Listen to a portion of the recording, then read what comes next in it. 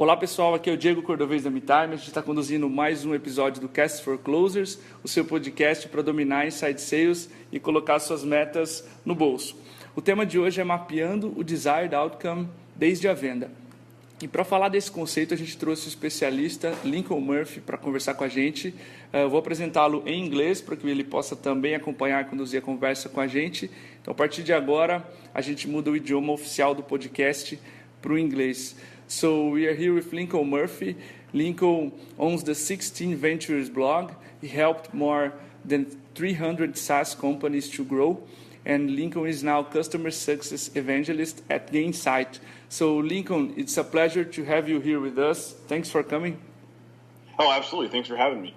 So we saw that you were in Brazil. How was that? Oh, it was incredible. I love Brazil. It was my second trip.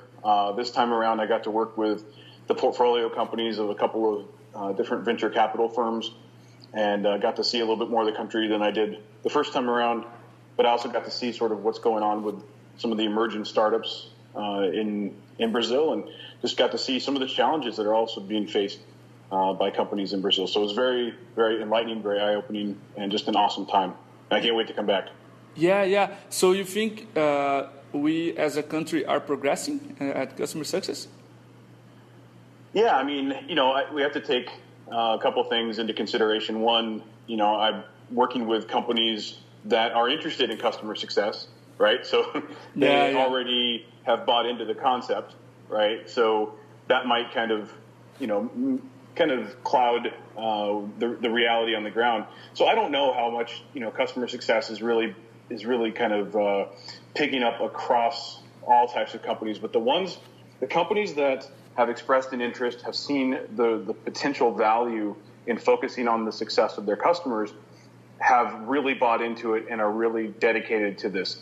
I hope and I assume what will happen is that as more companies start to go down that path and start to thrive, just like we're seeing in other parts of the world, more companies will see that and then take action on their own. So even if not all the companies in Brazil are on board with customer success yet, once those companies that are on board are starting to thrive, more companies will see that and say, okay, hey, I think it's time we should get on that bandwagon, because I think that's where the value is going to be.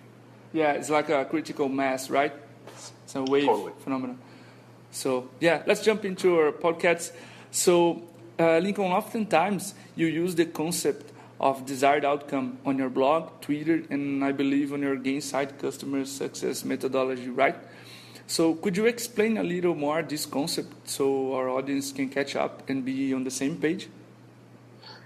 Absolutely. It's one of those things that I discovered on, sort of just as I'm trying to help my clients and trying to, do the work at Gainsight and try to figure out what's really going on when we sign a customer.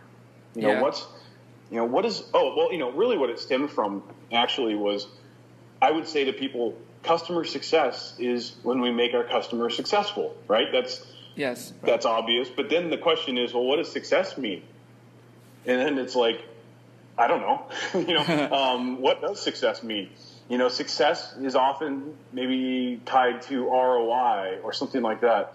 And I started thinking about it, and it's like, there's more to it. We need a better way to describe what the success part of customer success really means.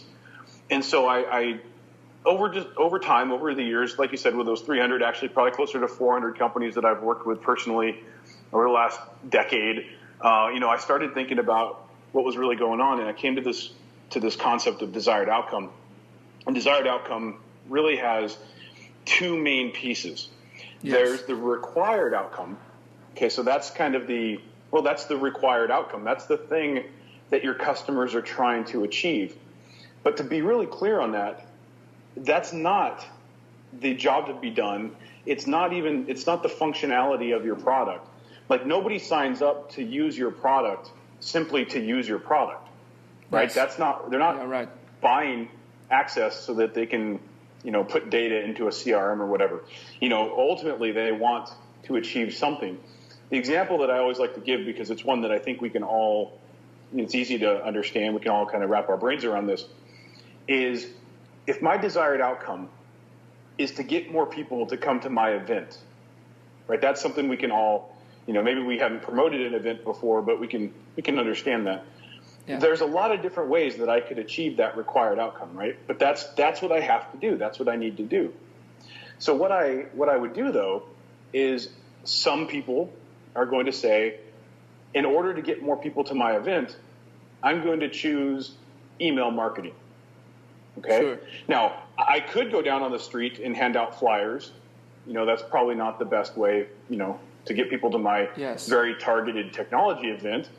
But, I could do that. But I'm going to choose to use email marketing as the method to achieve my required outcome. Okay. Yeah. The thing is, the person or the company, the customer in this case, that's saying they want to get more people to their event, and the ones that have chosen the method of email marketing, those customers are all going to have unique characteristics. We would say you could probably group them into different customer segments, right? Yeah. So based on the characteristics of each of those customer segments, they're going to have what we call an appropriate experience. And so desired outcome has two main things: required outcome and appropriate experience. If we understand what the customer needs to achieve, and we understand how they need to achieve that, so that's the appropriate experience. Yes. And now we know their desired outcome, and we can build our product, we can build our pricing, we can build our sales processes, we can build our engagement, our onboarding, everything around that. If we don't understand what the appropriate experience is, and we only understand what the required outcome is, then we're not going to build something that truly resonates with those customers, which is what you see a lot. We build a product that will actually functionally help them theoretically achieve their required outcome, but we give it to them in a way that is inappropriate. We don't sell it the way they want to buy it. We don't give them the level of support that they need. We don't give them the user experience of the product itself. And then we wonder why, even though they were able to achieve their required outcome, why did they churn? Why didn't they stick with us? It's because the other part of it, the appropriate experience, wasn't there. So if we can understand that, and then build everything around delivering that appropriate experience in order to help them achieve that required outcome, that's huge. And so that's basically where desired outcome came from, and that's what it means. It's a big concept, but it's one of those that's, once you get it, it's really not that complex. It's just kind of a little bit different way of thinking about it. And once you figure that out, I think it'll change everything you do. It certainly has for me, and it certainly has for the companies that I've worked with. Yeah, especially technology companies, right? Oh, absolutely. Well, again, it's one of those things where, especially with technology companies who may look at the fact that our product functionally helps, if you use the product the way it's designed, you will achieve that required outcome. The problem is, very often, we're so proud of the products that we've built, we don't take into consideration that it may or may not, and often doesn't, sort of create that appropriate experience for the customer. And in fact, so often we focus only on the product itself when the appropriate experience includes everything, every interaction with the customer in product and beyond the product. And that, if you start thinking about what has to happen in the customer's world in order for them to be successful with our product and be successful with their interactions, through their interactions with our company, that's when you look at it from a holistic point of view. And that's when you can truly create an experience that's going to, again, be appropriate and allow the customer to achieve their desired outcome. If you don't do that, and you only focus on the product and only focus on the functionality, you're missing a huge portion of the overall relationship with the customer. But that, from a technology standpoint, we tend to very easily overlook that. We tend to miss out on the appropriate experience side of things. And that could be a problem. Yeah, sure. A little more on this topic. Do you believe the desired outcome should be mapped by the sales reps since the selling? And if yes, what are the tips for doing so? Totally. Look, one of my favorite quotes is actually, it came from a book that was written in like 1937 or something, and it was written by a marketer about his experience actually in the late 1800s. It's crazy. It's the Robert Collier letter book, and it's a whole book of all of his sales letters going back to the late 1800s.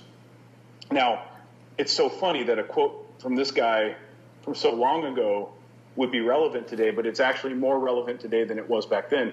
And it says simply, enter the conversation already going on in your customer's mind. Now, why that's so powerful, back then, this is what's funny, way back then, this guy was trying to figure out how to cut through all the noise in his customer's world. That was back then. Imagine the way it is today. There's so much more noise, right? So in our sales, in our marketing, if we can enter that conversation already taking place in the customer's mind, we're going to be so much better off, because we're going to be able to very quickly resonate with our customer. What's that conversation that's going on in their mind? It's the desired outcome. It's what they need to achieve. Remember, the actual business outcome, the thing that they really do need to achieve, and the way that they need to achieve it. If we can enter that conversation that's going on in their mind, we cut through all the noise, we short circuit the sales process, and we can make it happen. That's what I mean. So this is really powerful stuff. Yes, it should absolutely be part of the sales process. It should be part of the way that, our overall, not just the message that we put out there, but the way that we sell. Remember, appropriate experience is just that. It's appropriate. So I run into this all the time with very early stage startups. They say, I want people to buy my product online with a credit card. But you're selling a product to a customer segment that needs to buy with a PO and an invoice and pay by check. Yes. You can either try to force them to buy the way that you want to sell and therefore miss out on doing business with them, or you can recognize that part of the appropriate experience is selling the way they need to buy, and you'll change it up so that you can do business with them and not just turn them away, right? So we have even little things like that, which are actually kind of big deals. We have to understand. And then just overall, what does the experience need to be? Does it need to be a high-touch experience? Does it need to be more consultative? Or does it need to be something that's low-touch and more technical? Maybe there's some products are sold to very technology-forward customer segments. So, we have to figure out what's appropriate. That's why I choose that word, appropriate.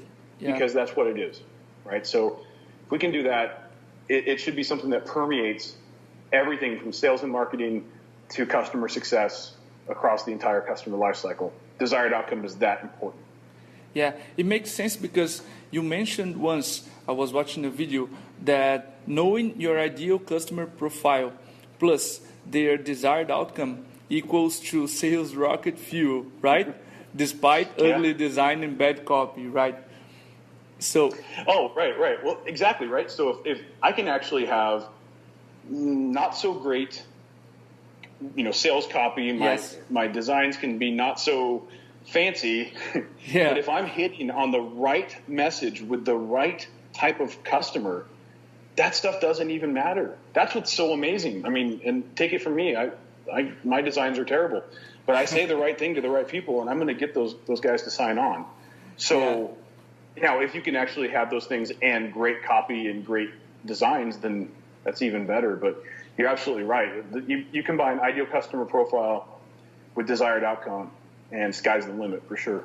Yeah, if you think, it makes a lot of sense, because when the sales rep, he knows the desired outcome, he can predict which customers are more likely to succeed and prioritize the sales pipeline and everything that moves on. Oh, well, absolutely. So there's a piece in my ideal customer profile that I talk about a lot, which is, how do we come up with the actual type of customer that we want to do business with? One of those inputs, and it's probably the most important input, if you're looking at long-term customer growth, is success potential, right? Yes. Don't acquire customers that don't have success potential, if you want to have a long-term relationship with them. The problem is, from a sales standpoint, and your audience may fall into this category, is, incentives are not always there to drive long-term growth in our customer base. They're there to drive that initial sale, right? And so salespeople that are incentivized to simply close deals, period, they're going to close deals, that's just what they're going to do. They're going to close deals. From an overall business standpoint, there really does need to be an emphasis on success potential and making sure that we're not signing bad fit customers. So, so this becomes an incredibly important part of everything, and knowing the desired outcome of the customer, having the salesperson really truly understand this, is they're going to know right away whether or not this customer has the success potential, because their desired outcome is either incongruent with what we have, or it is perfectly aligned.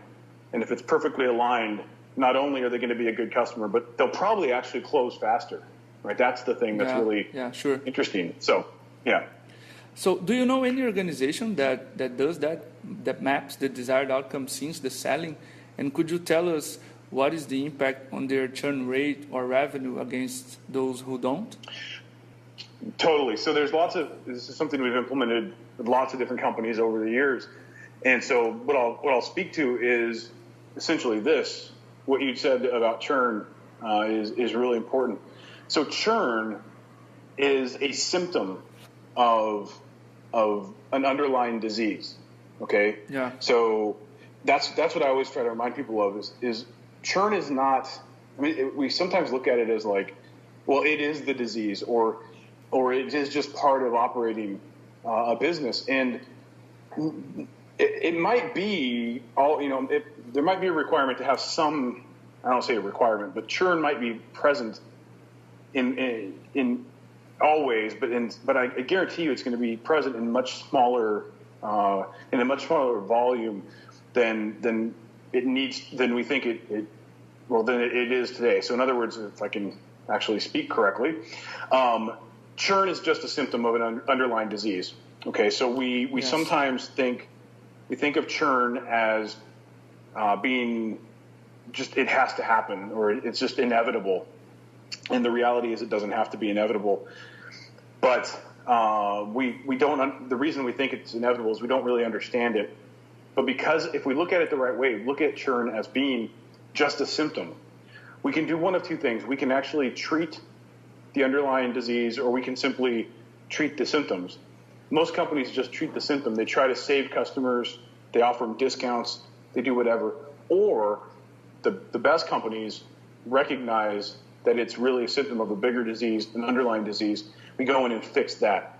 And that disease is usually a poor customer success strategy, which means generally we don't understand what the desired outcome is for the customer. If we don't really understand what the desired outcome is for the customer, we can't solve for that desired outcome. We can't create a customer success strategy. We can operationalize tactics. We can try to do some things that are going to keep the customer. We're going to retain the customer. We're going to do some things that maybe try to get the customer to buy more. But if we don't understand the desired outcome, then we can't operationalize around that understanding of the desired outcome, and we can't truly get rid of the underlying disease that's going to cause churn. Right? But if we can come in and say, okay, we're going to focus on the desired outcome of the customer. When we do that, two things are going to happen. One, we're going to stop acquiring bad fit customers, right? Because we're only going to acquire those customers that have a success potential. So that means any of that churn that may have been thought of as inevitable, that churn that just was going to happen, that's going to go away because we're not going to acquire those customers that are a bad fit that would just inevitably churn out. And then the customers that are a good fit but that used to churn because of a poor experience or whatever, they're going to not churn out because now we've operationalized around their desired outcome. So that's pretty amazing, right? So what happens is we get rid of churn. And then, once we do that, so we built this into the sales process, built it into marketing, customer success. The organization is constantly feeding back into sales and marketing. Here's what's going on with our good fit customers. Here are the use cases that they have. that they're finding success with. Here's the language they use, the words they use.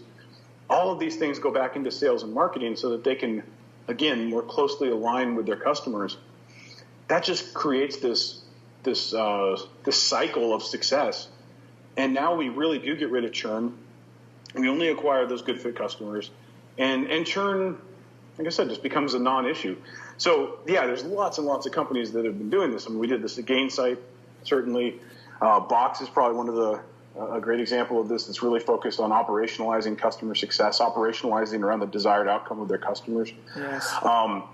Slack, is kind of a great example of a really low touch, but customer success focused company that's been very vocal about how they basically built customer success into their entire process, into the product and across the entire life cycle. There's tons of examples of companies doing this. That said, there's probably 100 or 1,000 times as many companies out there that are not doing this, but that they don't recognize why this is so incredibly valuable, right? But they'll get there. Like you said earlier, critical mass. We'll get to a point where enough companies are doing this, are vocal about it. Investors see this. They start forcing their other portfolio companies to do this. On the public markets, they'll start to be more transparent about what they're doing. That'll force investors, or that'll put pressure from investors on other companies to start doing this. It'll start to snowball. And this is going to be the operating model for companies, in the future. So if you said, what's going to happen in 5 years, I have no idea, except I would say probably customer success and this way of thinking about the customer and their experience and operationalizing that becomes the operating model for companies. That's one thing I can almost say for sure. That's what I'm banking on. This is the way we're going to operate in, over the next 5 years. This becomes the standard operating model. Yeah, I believe that too. So another topic that concerns our public audience, it's very usual to see the client attached to the sales rep resisting the transition to the customer success manager. So how can companies master these clients' transition from the sales rep to the CSM efficiently?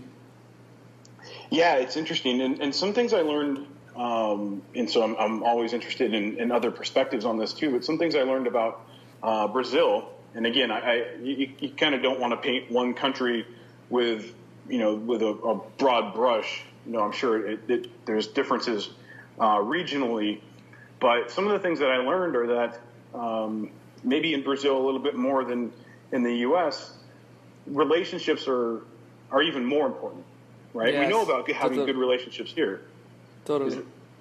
Yeah. Okay. So that's so I'm glad to have that validated. But what that does mean is that we have a challenge, right? We have to know that those relationships can become. That's great to have that strong relationship, but it could actually become a negative. Right. So to your point, right. If I'm too tightly coupled with the AE or the account executive, and I don't want to be turned over to this other person. I've seen this with some of the companies that I've worked with, where they have a CSM, a customer success manager, that the customer is really tight with, and they don't want to be turned over to another CSM. But here's the thing: to your point about the transition from AE to CSM, but I think this goes even to the transition from CSM to CSM. At the end of the day, we're working with human beings here. And human beings are, we're human. We might get fired. We might quit. We might get hit by a bus. We might just be sick for the day. Whatever it is, we cannot mismanage expectations with our customers to make them think in any way that this is the only person that they're ever going to work with, right? Yeah. That doesn't scale. It's a big risk, and it's just unrealistic. So we need to recognize that going in. So what I say with AEs, with sales, during the sales process, certainly with your higher touch customers, but I suspect this is where this would become a problem anyway. You'll want to start bringing in the customer success practitioner, early in the sales process, maybe 50 to 75% of the way through the deal. So as soon as you feel like, we're about 50% going to close or you maybe go 75% sure we're going to close this deal. You might want to bring in the CSP, customer success practitioner, whatever that looks like. Bring them in, introduce them early, and indicate that this is who you're going to be working with throughout the rest of the process. Now, if the salesperson will come back in for renewal, if they'll come back in for upsells or things like that, then you can lay that out. Say, I'm not going to disappear. This is what the salesperson would say. I'm not going to disappear. I'll come back and talk to you when it's time for you to buy that add-on or when it's time for renewal. But, until then, you're going to be working with, this person, and this person is the CSP. So the bottom line is, when it comes to handing off from sales to customer success, or even from customer success manager or customer success practitioner to CSM or CSP, the main thing is we need to sort of tee up the fact that we're going to do this, set it up. I call this orchestration. Yeah. Just creating an environment where this is what's going to happen, and creating the processes that are going to enable it. And so, in the simplest terms, it's literally just letting your customer know or your prospect know that this is the person that they are going to be working with at some point. Very simple, but it's something that we tend to not do. But it can be incredibly powerful if we do it right, and it can be somewhat detrimental if we don't do it right, or if we don't do it at all. And so we have an opportunity to set things up correctly with the customer going forward. We should take advantage of that. So during the sales process, 50 to 75% of the way through a sales cycle, you're 50 to 75% sure it's going to close. Bring in the CSP. I would say actually for some sales organizations, if you have CSPs, customer success practitioners or managers, that have a lot of domain expertise, yes, you may actually bring them in earlier in the sales process, because this is going to let the customer know this is who they're going to work with going forward, and this person is a subject matter expert. So that actually becomes not just something to manage expectations, it actually becomes a value add as part of the sale, right? So it can actually shorten the sales cycle a little bit. Yes, totally. Makes sense. You add value. It's not just a transition, right? Right. Exactly. And that's the way we should look at it no matter what, right? It's, this is the person that you're going to work with that's going to help you achieve your desired outcome, right? It's never just something that's in your best interest. We always have to position these things so that they're in the best interest of our customers, right? So that's a great point. Right. Really make sure that we're always adding value, never being selfish. Yeah, very good tip. So another thing, customer success is a very hot topic right now, everywhere you go, right? So we've got a lot of companies, recently founded companies, listening to us right now. So when do you think is the right time for a company to worry about customer success, and why so? Yeah, so I say you should either do it before you get started or now, whichever sooner. I mean, look, the reality is customer success, remember, it's really two different things. It's an operating model or an operating philosophy. And from that standpoint, you should be thinking about it from the very beginning. I mean, why are you building a product? Why are you starting a company? Yes. At the core, we, from our perspective, I'm starting a company because I want to, if we're honest, because I want to have a major success and get rich. If we're not so honest, we say, well, it's because of, I want to be a leader and I want to, whatever. We all just want to be really successful. And yes, we need to be honest about that.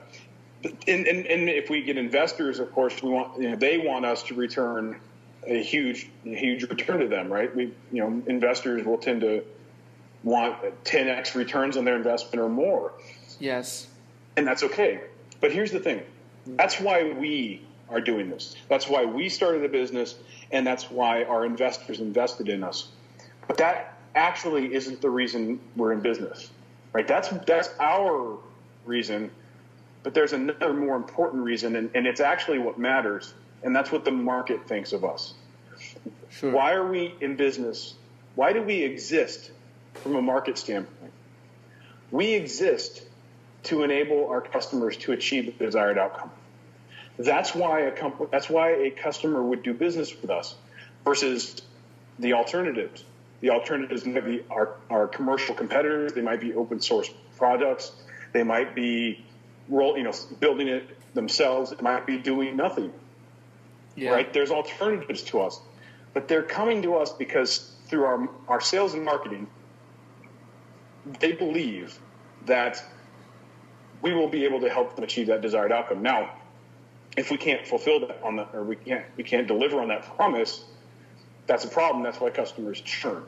But the reason they sign on initially is that they believe that we can actually do that. And so we have to understand that, which means from the very beginning, you should probably be building something for a particular type of customer and ensuring that you're going to be able to help them achieve desired outcome. Oftentimes, what early stage companies do is they don't worry about that, and they just go out there, they pick a functional product or semi-functional product, and they just go out and they do business with random people, anybody who could figure out, usually in spite of their efforts, what the product does and what value it brings. And they end up a year later, 2 years later, with a random sampling of customers from all different types of customers for whom they had to work really hard to get them to value. And at that point, they don't know really who their ideal customer is. They don't really understand the desired outcome of the customers because they have this random sampling of customers that all have different desired outcomes. Yeah. And they try to look at that existing customer base and figure out how they can scale. And the problem is, at that point, they have such a random sampling of past customers that they're not going to be able to figure it out from that point. So I think there's this myth that we have to go out there and just take on any customer that'll come to us, kind of be kind of desperate about it, right? Yeah, right. And then churn and burn through customers so that we can learn what works. And I say, do it a different way. Come up with an ideal customer profile hypothesis. This is the type of customer that we're going to build this product for. This is the customer that we think is going to get the most value. This is the type of customer that's going to have success potential with us. And then we have to understand their desired outcome and go out there and we try to acquire customers that fit that profile and operationalize around their desired outcome. If we do that and it works, then we can step on the gas and accelerate and go get more of those customers. And then we can start to branch out into other aspects of the market. But if we don't do that, we're always just going to be kind of doing random things and getting random results. And I think that's the difference. I say it's all about getting deliberate. And I think that's the difference you see between companies that are thriving 1 or 2 or 3 years later and companies that are just sort of stagnating. They're not necessarily failing. That's the thing I tell people all the time is, look, failure is actually okay. We want either failure or massive success. What kind of sucks is just that middle ground of being kind of just average, right? Yeah, right. Just existing. Did we start this? Are you listening to this podcast today because you want to be average? Did you guys start this podcast because you want to help people go out and just create mediocre businesses? No. Yeah, no. None of us want that, right? Right. So don't do the things that most companies do. Don't go out and be average. Figure out who your ideal customer is, understand their desired outcome, operationalize around that, and go out and thrive. That's how I see it. Yeah, nice point of view. So closing, we saw that you recently launched a book called Customer Success, How Innovative Companies Are Reducing Churn and Growing Recurring Revenue. So how is it going? Oh, so far so good. I mean, it's nice to say that we wrote the book on customer success. I had a couple of co-authors with me, the Chief Customer Officer and CEO of Gainsight, Dan Simon and Nick Mehta. Were a part of that. It was an interesting process. Wiley, the publisher, actually came to us and asked us to write the book on customer success. So that was really cool.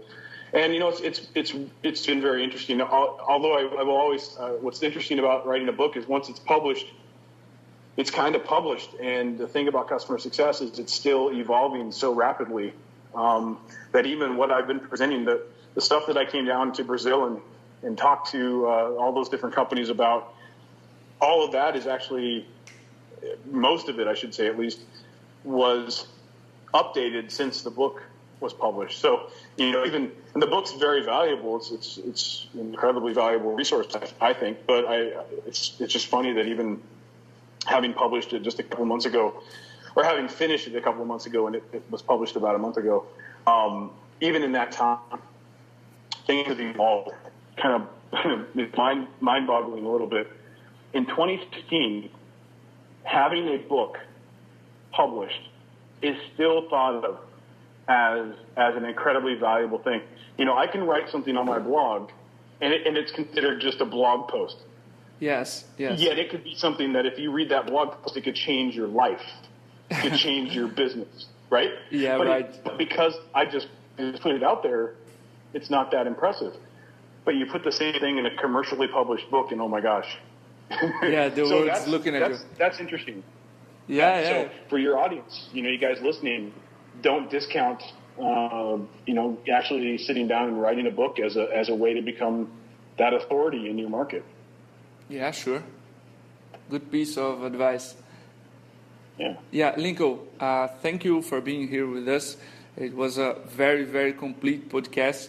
And we will hit play several times here on this episode. So thanks again. Absolutely. Thanks for having me. And thanks for bringing customer success to your audience. This is awesome. Yeah. We are always looking to side subjects that complement the inside sales world. So, yeah, thank you. Absolutely. So, bye. Bye-bye. Obrigado. Valeu, Linko. Tchau.